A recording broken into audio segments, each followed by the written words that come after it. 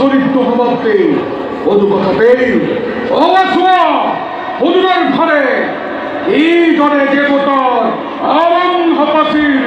বহুত্বতে সরসর করে বড় শিশে পরাক্রমী দানব বাহিনী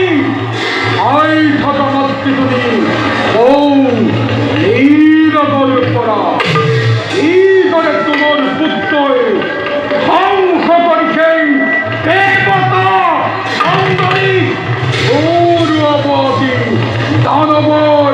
বিজয় পতাকা